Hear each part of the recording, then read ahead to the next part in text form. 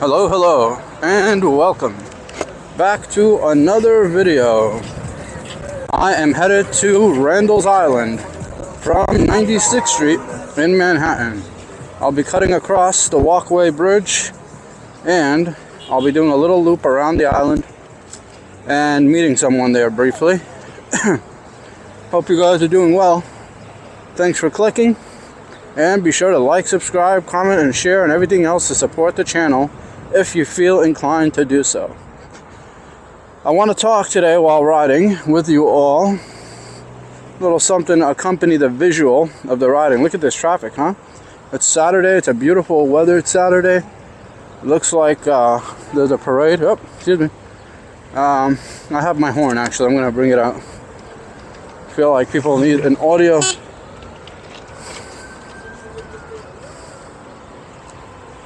counterpart to my visual presence. I am wanting to talk to you all about sports, namely basketball. And my thesis for today is that basketball is the best sport you can play in a suburb or urban environment. It's the best for your kids. It's the best for you as an adult. And there's a few criteria of why I think so.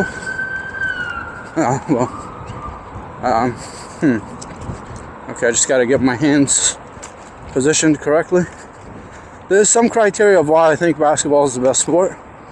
And of course, when I say the best sport, I'm basically comparing it to the popular sports like football, baseball, soccer, tennis. And I'm going to run down a list of all those sports and compare them and explain why I think basketball takes the cake when it comes to what sport you should play, mostly to stay healthy and sane and fit. And same for your kids if you have kids, or same for your parents if your parents are in the picture.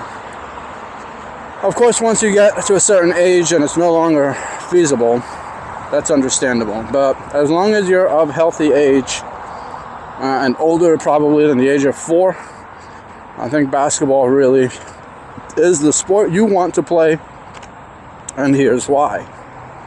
First of all, the amount of contact is just right between the players.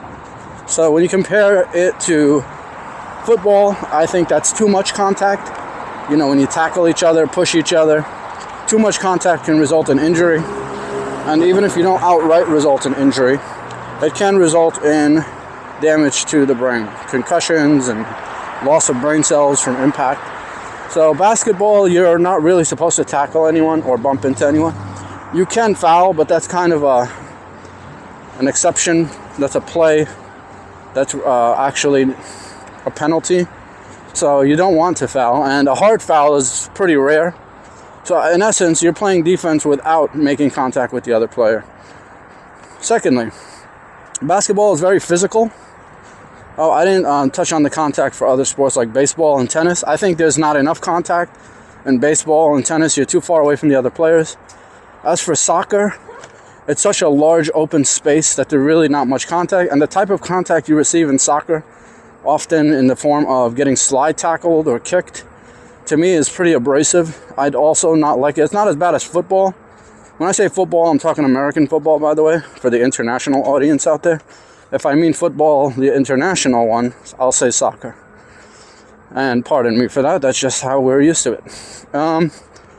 So soccer is up there in terms of what's the best sport. I think it might be a close second behind basketball, but I'm going to stick with basketball for today's discussion.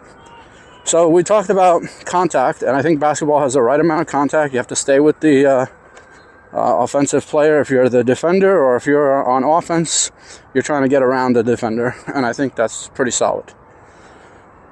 I hope you're enjoying the view. I love the view over here on Randall's Island. It's so quick and easy to get here too when you're on an EUC, when you're on an electric unicycle, or even a scooter or bicycle. The walk can be pretty grueling. Hello. Thank you. I love when kids react to the EUC. They're just like, what is that? Cut it out. Anyway, basketball also requires a great amount of running and jumping and stop motion, and explosive energy, unlike baseball, where you might spend a lot of time sitting in a dugout or standing still on a field baking in the sun. So baseball is definitely out. Football, there's a lot of stop and go too between plays, and even when there is a play, you're not really, most players are not out and about running on the field. They're more like colliding into each other. So I can't see you getting that much of a workout playing football. I feel like you work out, you lift weights to put on mass, and then that just helps you when it's time for collision. You want to be bigger and stronger than the other guy.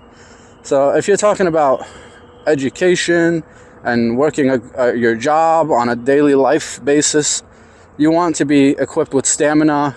You don't want to be too large and heavy and require too much maintenance on your body. You want to be pretty fluid and fit and athletic, as they would say. So I think basketball wins in that department as well. Tennis is pretty good, but there's a lot of impact on the knees. Too much stop and go, and tennis feels like a great sport. But then you get tennis arm, which is tennis shoulder, where you get injured almost inevitably by playing tennis. So also tennis is very hard to access, so that's another criteria. I mean, you need to find a tennis court.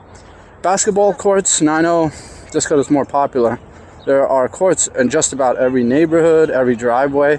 Tennis, not so much. It requires a little more, needs a larger space, needs a net, and so on and so forth. So I don't know about the tennis either. Baseball, nope. You need a whole field, a diamond, a dugout. You have to go straight to a baseball field for that. It requires a massive amount of space and so on. So I think you see where I'm going with this. I think you understand and realize that as far as athleticism and hard work while being safe, basketball really takes the cake. So if you're not a basketball player, but you're thinking about staying in shape and things like that, you should definitely consider picking up a basketball from your nearest Walmart or from Amazon and at least dribble the ball. Maybe not above your neighbor's home, but dribble the ball, get to a basketball court, take some shots, and then if you can get into a game, whether it's 1-on-1 or 3-on-3 or a game of 21 here and there, you'll find yourself sweating, doing lots of cardio and so on. And I just think basketball takes the cake as a modern aerobic, cardiovascular, even muscle building and bone impacting, bone density increasing sport. Boxing and all the other sports I probably didn't mention, I think it's pretty evident basketball reigns superior as far as maintaining your brain cells and maintaining your levels of fitness and having a great time. Basketball is extremely competitive, and the moment you start to get the hang of it, of how to dribble the ball and shoot the ball, even just a little bit, you don't have to be great.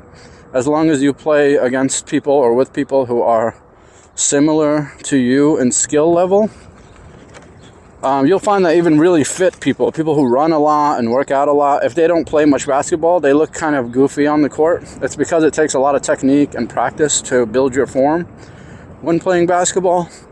But once you do, like I said, it's just a great aerobic exercise, builds your stamina, builds your muscle.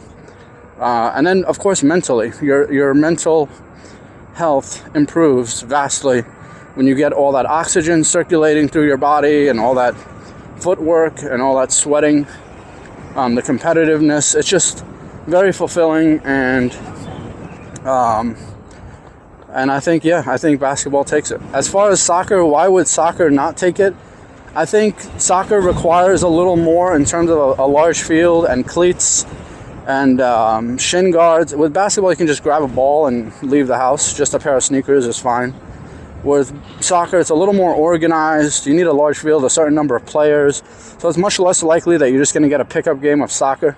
Unless you're in certain countries where the soccer is just around the clock, But if you're not, and you're in more of a city or suburban environment, you'll know what I mean. That soccer is not readily accessible.